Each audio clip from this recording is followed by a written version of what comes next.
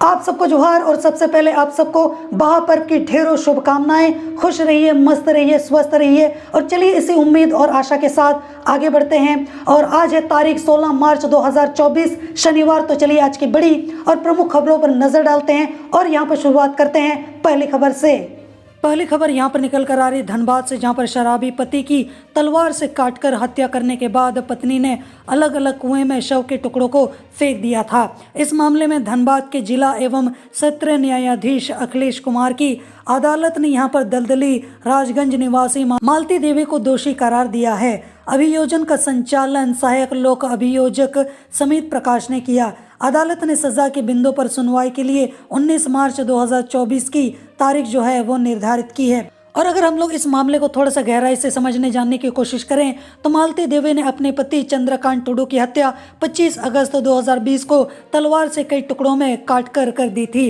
हत्या से पहले मालती ने चंद्रकांत को शराब पिलाया, कमरे में बंद कर उसे कई टुकड़ों में काट दिया। हत्या के बाद रात 12 बजे पति के सिर को स्कूटी में रखा, धड़ व पैर को टुकड़ी में रखकर अलग अलग कुएं में फेंक दिया। फिर रात में ही घर को पानी से धोकर साफ भी कर दिया।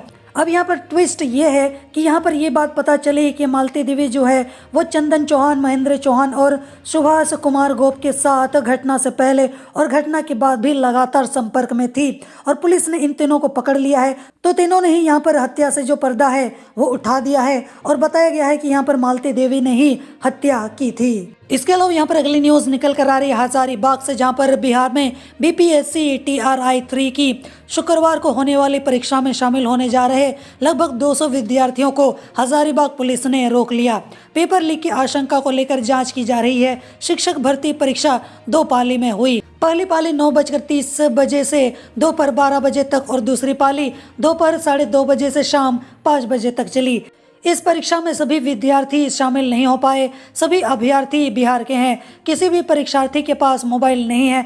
3 बस में सवार विद्यार्थियों को बरही थाना, पदमा थाना और इसके अलावा कटकम सांडी थाने में रखकर पूछताछ की जा रही है। अब यहाँ पर थोड़ा सा मामले की गहराई को समझ लेते हैं, जान लेते हैं कि आखिर माजरा क्या है। बिहार पुलिस ने हजारीबाग SP को यह जानकारी दी थी कि हजारीबाग के पेलावल थाना क्षेत्र में बिहार के विभिन्न जिलों के अभ्यर्थियों को रखकर परीक्षा की तैयारी कराई जा रही है। प्रश्न पत्र लीक का यहाँ पर मामला है, इसकी छानबीन की जाए। जिसके बाद हजारीबाग SP के निर्देश पर पेलावल थाना प्रभारी और पुलिस बल ने रोमे स्थित कोहिनूर बैकवेट हॉल में छापा मारा, जहां कई विद्यार्थी बिहार जाने के लिए बस पर बैठने वाले थे। पुलिस ने पहले यहां पर रवाना हुई 3 बसों को बरही और पदमा थाना क्षेत्र में रोक लिया। इस तरह 4 बस से विद्यार्थी बिहार से हजारीबाग आए थे। पूरे मामले की जांच बिहार की टीम अभी फिलहाल कर रही है। इसके अलावा यहाँ पर अगली न्यूज निकल कर आ रही है, जहाँ पर केंद्रीय कृषि मंत्री अर्जुन मुंडा ने कहा है कि कृषि एवं किसानों का देश होने के बावजूद आज़ादी के बाद कृषि के क्षेत्र में विकास के लक्ष्य को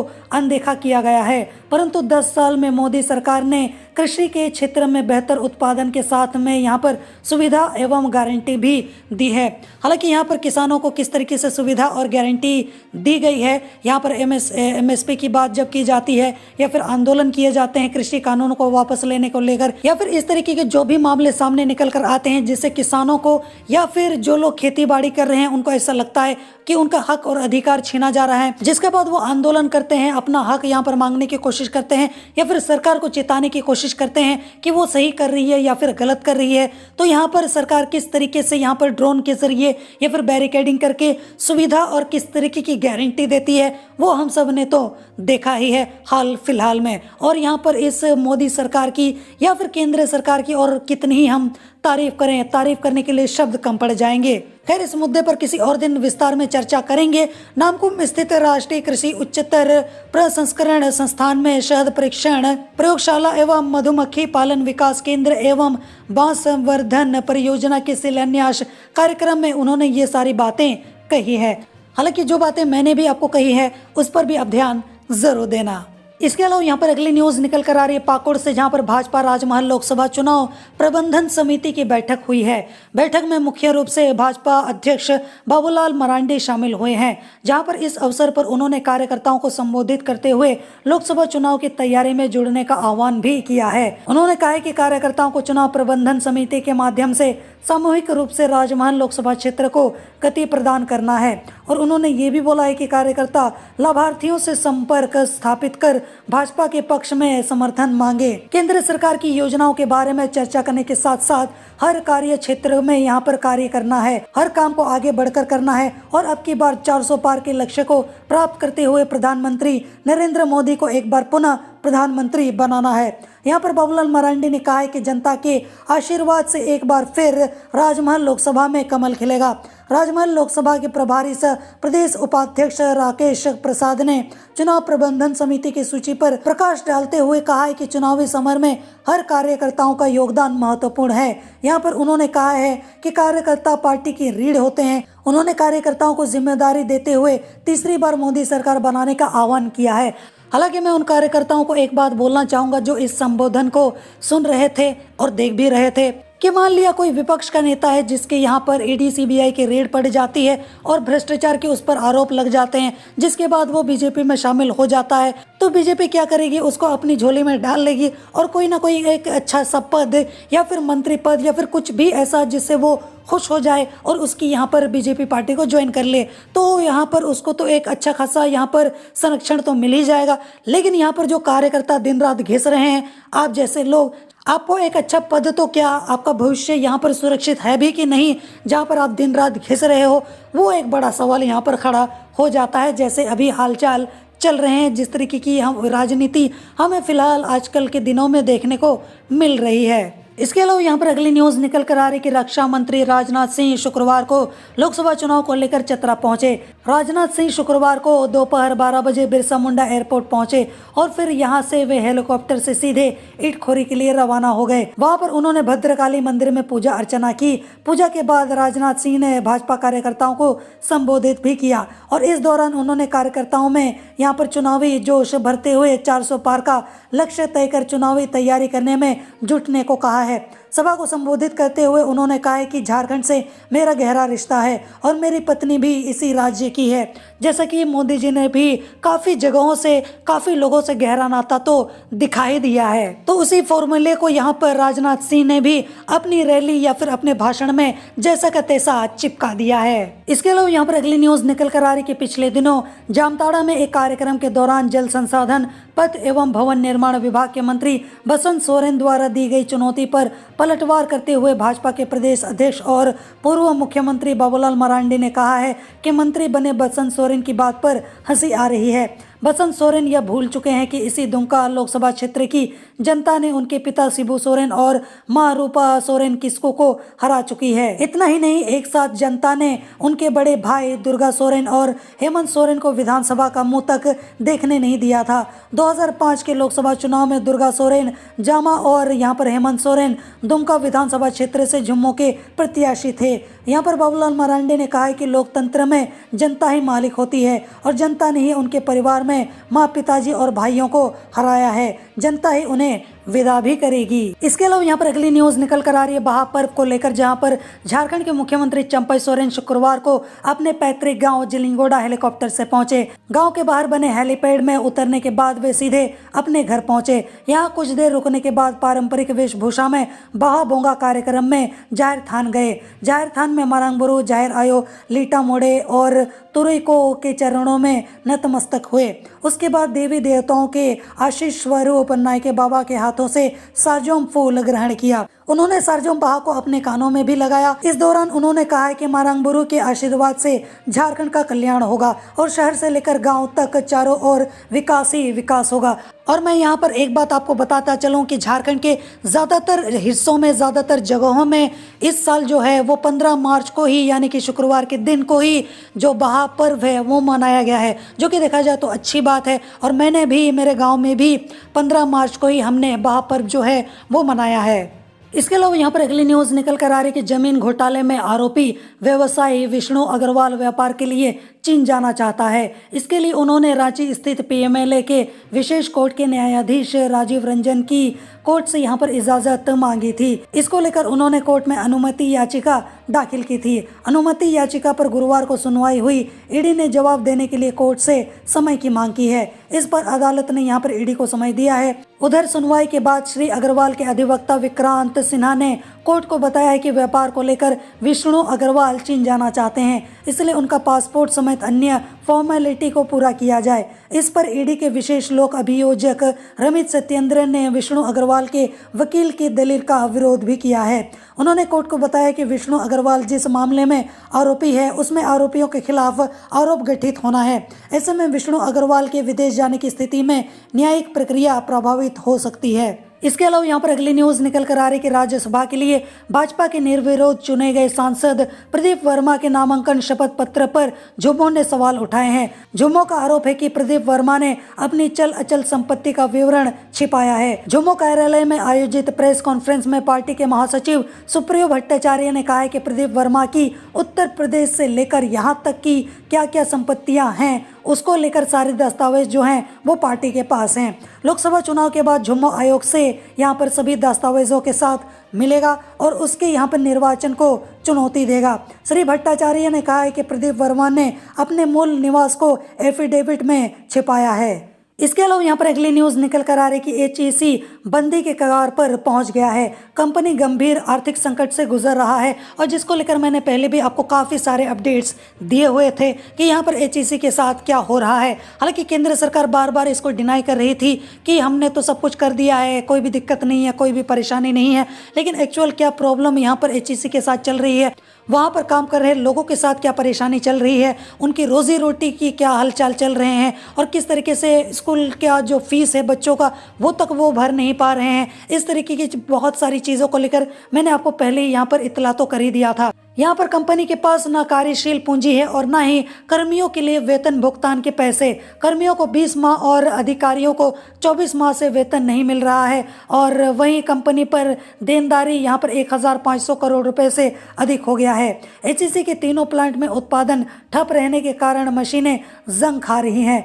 करोड़ रुपए के बड़े बड़े furnace, lathe machine, gas plant maintenance के अभाव में बंद पड़े हैं। इन मशीनों को फिर से चालू करने में करोड़ों रुपए का खर्चा आ सकता है। इसके अलावा यहाँ पर अगली न्यूज निकल कर आ रही है रांची से, जहाँ पर विश्वविद्यालय अनुदान आयोग यूजीसी ने यहाँ पर लोकपाल की नियुक्ति नहीं करने पर झारखंड से बिरसा कृषि विवि, Jharkhand university of technology, Jamshedpur women's university, Jharkhand Raksha Shakti विवि को डिफॉल्टर घोषित कर दिया है। हालांकि यूजीसी ने एक बार फिर यहाँ पर रांची विवि को भी डिफॉल्टर की नई सूची में शामिल कर दिया है, जबकि रांची विवि द्वारा यहाँ पर डॉक्टर यूसी मेहता को लोकपाल के पद पर नियुक्ति कर दी गई है। झारखंड से डॉक्टर श्यामा प्रसाद मुखर्जी विवि ने भी लोकपाल की नियुक्ति अब तक नहीं की है, लेकिन यूजीसी द्वारा नई यहाँ पर जारी सूची में उक्त विवि का नाम लिखा ही नहीं गया है। हालांकि किस तरीके से ये लिस्ट बना रहे हैं ये तो वही जानेंगे। अब यहाँ पर इससे पूर्व यूजीसी द्वारा जारी डिफॉल्टर विवि की सूची में झारखंड से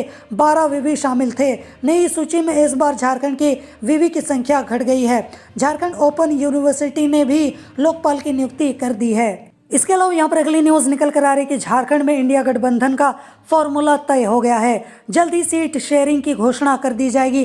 फॉर्मूले 7-5-1-1 का है, यानी कि यहाँ पर 7 सीट कांग्रेस, 5 सीट झुम्मो, 1 सीट राजद व 1 सीट वाम दल को मिलेगी। हालांकि 1 सीट को लेकर अभी भी झुम्मो और कांग्रेस में सहमति बनाने का यहाँ पर प्रयास जो है वो चल रहा है। वह सीट है लोहरदगा का। सूत्रों ने बताया कि लोहरदगा सीट यदि झुम्मो को मिल जाती है तो झुम्मो कांग्रेस में 6-6 सीट का बंटवारा हो जाएगा। हालांकि कांग्रेस भी इसे अपनी परंपरागत सीट बताकर झुम्मो को देने से इनकार कर रही है या फिर थोड़ा सा कतरा रही है। दूसरी ओर झुम्मो के विधायक चमरा लिंडा इस सीट से चुनाव लड़ने के लिए ताल ठोक रहे हैं। तो यानी कि यहाँ पर जो मुकाबला है वो कांटे की टक्कर का है। अगर किसी ने भी यहाँ पर थोड़ा सा ज़्यादा या कम बोल दिया तो यहाँ पर बाजी पलट सकती है और झुम्मो और इसके अलावा कांग्रेस के बीच मनमुटाव बढ़ सकता है। इसके अलावा यहाँ पर अगली न्यूज निकल कर आ रही कोडरमा से, जहाँ पर पुलिस ने कोडरमा के रास्ते हो रही पशु तस्करी पर शिकंजा कसा है। एसपी अनुदीप सिंह को मिली सूचना के आधार पर